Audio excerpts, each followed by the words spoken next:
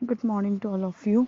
हमारा चैप्टर चल रहा था लैंड रिसोर्सेज का, लैंड रिसोर्सेज एंड एग्रीकल्चर, जिसके अंदर हमने पिछली उसमें कुछ क्रॉप्स के बारे में पढ़ा था। अभी हम कुछ क्रॉप्स के बारे में पढ़ते हैं और उसके अलावा हम आगे इसके बारे में डिस्कस करते हैं। तो क्रॉप्स में आते हैं, सबसे पहले आपकी आती है शुगर केन। अब शुगर केन क्या है? ये एक ट्रॉपिकल एरिया की क्रॉप है। ये आपकी इंडो गंगेटिक प्लेन्स में कल्टीवेट की जाती है, जिसके अंदर मेनली आपका जो है उत्तर प्रदेश आ जाता है। गंगे मतलब जो गंगा वाले जो प्लेन्स हैं, इंडो गंगा यानी जो इंडस और गंगा रिवर, उन दोनों के जो बीच के जो प्लेन एरियाज हैं, उनके अंदर इसको क्या किया जाता है, इसको उगाया जाता है। उसके अलावा शुगर केन जो है वो वेस्टर्न इंडिया के अंदर भी बहुत ज़्यादा फैला हुआ है, जिसके अंदर आता है आपका महाराष्ट्र का पार्ट आ जाएगा, गुजरात का पार्ट आ जाएगा। नेक्स्ट इसके अंदर बताया गया है आपका कि जो आपके सदर्न इंडिया है, सदर्न इंडिया में भी इसको वो कल्टीवेट किया जाता है, उगाने का काम किया जाता है, जिसके अंदर से सदर्न इंडिया के पार्ट आ जाते हैं, कर्नाटक आ जाता है, तमिलनाडु आ जाता है, आंध्र प्रदेश आ जाएगा।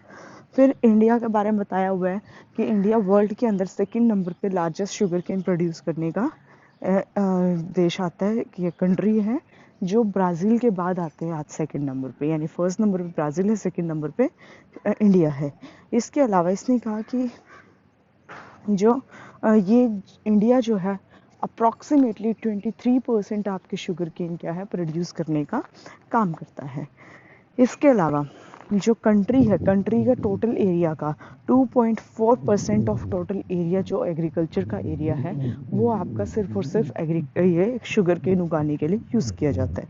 मेन प्रोड्यूसर जो स्टेट्स हैं, उत्तर प्रदेश, महाराष्ट्र, कर्नाटका, तमिलनाडु, आंध्र प्रदेश, और जो दूसरे आ जाएंगे ये आपके शुगर केन एक प्रोड्यूस करने वाले, और दूसरे वो क्या जाते हैं, वो स्टेट्स आ जाते हैं। नेक्स्ट आता है टी। टी आपकी क्या है? बेवरेज क्रॉप है। बेवरेज क्रॉप का मतलब आ जाता है जो पीने वाले जो पेय पदार्थ होते हैं, उनको बेवरेजेस क्रॉप्स बोला जाता है। तो इसमें बताया गया है कि जो टी है वो बेवरेज क्रॉप है। ये है आपकी जो हिली एरियाज़ में उगाने का काम किया जाता है, और उन एरियाज़ में जहाँ पर आपकी सॉइल जो है वो पूरी तरह से वेल ड्रेन्ड का मतलब है जो पूरी तरह से एक तरह से गिल्ली रहती है, ठीक है, उन एरियाज़ के अंदर इसको उगाया जाता है। साथ के साथ ये सेमी एरिड और सब ह्यूमिड और सब ट्रॉपिक्स जो एरियाज़ है, उन एरियाज़ के अंदर इसको उगाया जाता है। नेक्स्ट इसके अंदर बताया गया है कि जो टी प्लांटेशन है वो 1840s के अंदर शुरू की गई थी ब्रह्मपुत्र वैली ऑफ आसाम के अंदर। यानी जो आसाम के अंदर जो ब्रह्मपुत्र वैली है उसके अंदर आपकी क्या है, ये 1840s के अंदर स्टार्ट की गई थी, और उसके बाद से ये जो है इंडिया का सबसे ज़्यादा टी प्रोड्यूस करने वाला स्टेट बन गया था।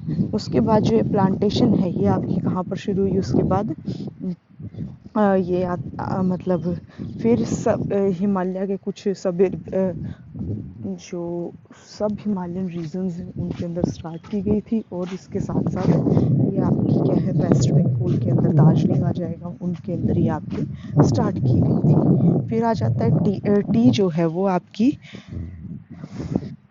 जो नीलगिरी यानी साउथ एरिया, साउथ साइड भी आपकी ये उगाई जाती है, जिसके अंदर आ जाती है आपकी नीलगिरी, और ये कार्डामम की जो आपकी हिल्स आ जाती है, उनके अंदर आपकी ये उगाने का काम किया जाता है। ये जो आपकी वेस्टर्न घाट का जो एरिया आ जाता है, उस एरिया के अंदर ये उगाई जाती है। इंडिया जो है वो श्रीलंका और चाइना के बाद थर्ड पोजीशन पे इंडिया आता है। ये आपका अकेले इंडिया के अंदर इंडिया के अकेले आसाम के अंदर टोटल प्रोडक्शन का 53% जो है वो आपका अकेला टी प्रोड्यूस करने का काम करता है, ठीक है। इसके बाद आ जाता है आपका वेस्ट बंगाल और तमिलनाडु जो है, इसके अलग से दो आपके मेन एरियाज आ जाएंगे जो टी प्रोड्यूस करने का काम करते हैं। नेक्स्ट आता है कॉफ़ी। कॉफ़ी जो है ट्रॉपिकल प्लांटेशन ऑफ क्रॉप है। ट्रॉपिकल प्लांटेशन का मतलब आता है ये एक तरह से उन एरियाज़ में उगाई जाती है जहाँ पर ना तो ज़्यादा गर्मी पड़ती है ना ही ज़्यादा सर्दी होती है। इसके अलावा इसने कहा है कि जो इसके सीड्स होते हैं उनको रोस्ट किया जाता है, और उसको क्या किया जाता है, आगे उससे बेवरेज क्रॉप्स में उसको कन्वर्ट किया जाता है। फिर आता है ये जो आपकी इंडिया के अंदर मोस्टली जो टी है वो आपकी किस फॉर्म में, एरोबिक रोस्टेड, ये सॉरी एरोबिका और रोबोस्टा और लिब्रिका इस जो कैटेगरी की जो आपकी वैरायटी की जो कॉफ़ी है वो पाई जाती है यहाँ पर। मोस्टली जो आपकी कॉफ़ी है ये आपकी इंडिया के अंदर अरेबिका नाम की जो क्वालिटी है इसकी उस फॉर्म में पाई जाती है, और इसकी डिमांड इंटरनेशनल फॉर्म पे भी बहुत ज़्यादा है, तो इस वजह से सबसे ज़्यादा उगाई जाती है। इंडिया जो है 6th रैंक पर आता है आपका टी कॉफ़ी प्रोड्यूस करने में, जिसके पहले आपके ब्राज़ील आ जाएगा, वियतनाम आ जाएगा, कोलंबिया आ जाता है, इंडोनेशिया आ जाता है, मैक्सिको आ जाता है। जो कॉफ़ी है मोस्टली आपके वेस्टर्न घाट के एरियाज़ में उगाई जाती है, जिसमें कर्नाटका, केरला, तमिलनाडु आते हैं। कर्नाटका जो है अकेला आपके मोर देन 2/3 जो आपकी टोटल प्रोडक्शन है कंट्री की, वो अकेला कर्नाटका उगाने का काम करता है। नेक्स्ट आता है एग्रीकल्चर डेवलपमेंट इन इंडिया, यानी एग्रीकल्चर की डेवलपमेंट के लिए क्या क्या काम किए गए हैं। अब strategy of development in agriculture, क्या क्या स्ट्रैटेजीज लगाई गई थी। लार्जली जो है ये आपकी क्या है इंडिपेंडेंस के बाद स्टार्ट की गई थी, जिसके अंदर आपकी क्या है ड्रोट एरियाज़ और जो आपकी फिमाइंस आते थे, जहाँ पर मतलब एक तरह से बाढ़ वगैरह आ गई या सूखा पड़ गया, उन एरियाज़ के अंदर ये मेनली लेकर चला गया था। प्लांटेशन ये क्या है, जब हमारा ये हुआ था पार्टीशन के अकॉर्डिंग हमारा क्या है 1/3 हमारा जो इरिगेटेड लैंड था वो आपका क्या हो गया था, डिवाइड हो गया था, इंडिया से पाकिस्तान में चला गया था। इंडिपेंडेंस के बाद हमारा जो गवर्नमेंट थी उसका इमीडिएट गोल क्या था कि जो हमारी फूड ग्रेन्स हैं उनको क्या किया जाए, इंक्रीज किया जाए। ठीक है, नेक्स्ट इसके अंदर बताया क्या है कि जो आपकी कैश क्रॉप्स थी, जैसे आपकी जो फूड क्रॉप्स होगी उनको स्विच करना था उनको, यानी ऊपर उठाना था। इसके अलावा जो आपकी पहले से ही जो आपकी कल्टीवेटेड लैंड थी उसको ओवर कल्टीवेटेड किया गया, यानी ओवर कल्टीवेटेड का मतलब कि पहले उसके अंदर नो डाउट कल्टीवेशन किया जा रहा था, पार्टीशन होने की वजह से वहाँ पर ज़्यादा से ज़्यादा कल्टीवेशन होना शुरू हो गया, जिसकी वजह से उसको क्या बोला गया, ओवर कल्टीवेटेड बोला गया। ठीक है, उसको और ज़्यादा इफ़ेक्टिव बनाना का काम किया गया। नेक्स्ट इसके अंदर आता है जो आपकी फैलो लैंड थी उसको हमने किसके अंदर, कल्टीवेशन के अंदर लाना शुरू कर दिया था। तो ये सारे के सारे काम यहाँ पर किए गए थे। ये जो आपके सारे काम किए गए थे agriculture production strategies during 1950s के अकॉर्डिंग के टाइम पीरियड के अंदर ये स्ट्रैटेजीज यहाँ पर स्टार्ट की गई थी। और ये जो प्रॉब्लम है यहाँ पर इंटेंस एग्रीकल्चर डिस्ट्रिक्ट प्रोग्राम्स यहाँ पर स्टार्ट किए गए थे, यानी इंटेंसिव कि जो छोटे एरिया कम था, पॉपुलेशन हमारी ज़्यादा थी, तो इसके अकॉर्डिंग यहाँ पर क्या है एक कम एग्रीकल्चर लैंड से ज़्यादा फूड ग्रेन्स लेने का जो काम था वो यहाँ पर स्टार्ट किया गया था। इस टाइप के प्रोग्राम्स यहाँ पर चलाए गए थे। तो जो गवर्नमेंट है, यानी गवर्नमेंट ने क्या किया, जो फार्मर्स थे उनको और ज़्यादा encourage करने का काम किया, उनको और ज़्यादा से ज़्यादा उसको इफ़ेक्टिव बनाने के लिए यहाँ पर काम किया गया था। इसके अलावा ड्रॉट जो एरियाज़ थे 1960s के अंदर, उन पे जो फूड क्राइसिस आ गए थे इंडिया के अंदर, उसको भी एक इम्पॉर्टेंट कंसेप्ट था यहाँ पर कंट्री के लिए, उसको भी यहाँ पर क्या किया गया, इम्प्रूव करने का काम किया गया। बाहर से फूड ग्रेन्स को इम्पोर्ट किया गया और वहाँ पर और ज़्यादा अच्छी वेराइटी के फूड्स जो सीड्स थे उनको इम्प्लीमेंट किया गया था।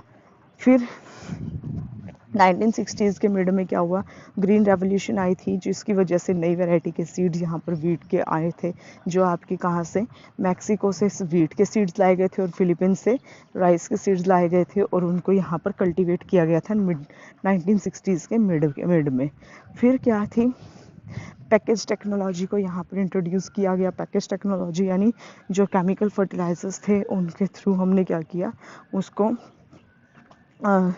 हमने क्या किया, पंजाब के एरियाज़ हो गए, हरियाणा हो गया, उत्तर प्रदेश, वेस्टर्न उत्तर प्रदेश, आंध्र प्रदेश, गुजरात, इन एरियाज़ के अंदर हमने क्या किया, केमिकल फर्टिलाइजर्स को लगाना शुरू कर दिया। और साथ के साथ क्या हो गया कि अब उनकी जो वैरायटी है उसको और क्वांटिटी जो है उसको इंक्रीज़ करना शुरू कर दिया। नेक्स्ट इसके अंदर बताया गया है कि जो आपकी फूड ग्रेन्स की जो प्रोडक्शन थी उसको फास्ट किया गया, और जिसका नाम क्या दिया गया, आपका ग्रीन रेवोल्यूशन इसका नाम दिया गया था।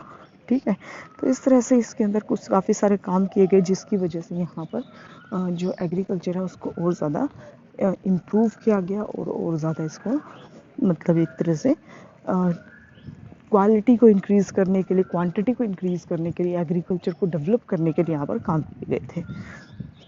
ठीक है, नेक्स्ट आता है growth of agriculture output and technologies, यानी जो हमारी एग्रीकल्चर के जो आउटपुट्स थे उनको और ज़्यादा मतलब उसके अंदर ग्रोथ लाने के लिए और साथ के साथ हमारी जो टेक्नोलॉजी है उसको इम्प्रूव करने के लिए क्या क्या काम किए गए थे। डेवलपमेंट जैसे हमें क्या हुई, इंडिपेंडेंस के बाद भी नो डाउट आज के टाइम भी हम अपनी टेक्नोलॉजी को इम्प्रूव करने का काम कर रहे हैं। काफ़ी सारी जो क्रॉप्स थी उनकी प्रोडक्शन की इंक्रीमेंट के लिए, उनकी प्रोडक्शन की जो आउटपुट है उसको और ज़्यादा इंक्रीज़ करने के लिए यहाँ पर काफ़ी सारे काम किए गए। जैसे वीट है, वीट के लिए काम किए गए। जैसे आपका क्या था, ग्रीन रेवोल्यूशन लाई गई। ग्रीन रेवोल्यूशन के अंदर हमने वीट को ज़्यादा इंक्रीज़ किया गया, राइस को ज़्यादा इंक्रीज़ किया गया, साथ के साथ शुगर केन, ऑयल सीड्स और कॉटन, इनके ऊपर काफ़ी सारा काम किया। इंडिया जो है फर्स्ट प्लेस पर आ गया इसके मामले में। पल्सेस, जूट और टी हो गया, केटल्स हो गया, मिल्क हो गया, इनके बेसिस पे हमारा जो प्रोडक्शन है वो फर्स्ट प्लेस पर आना शुरू हो गया।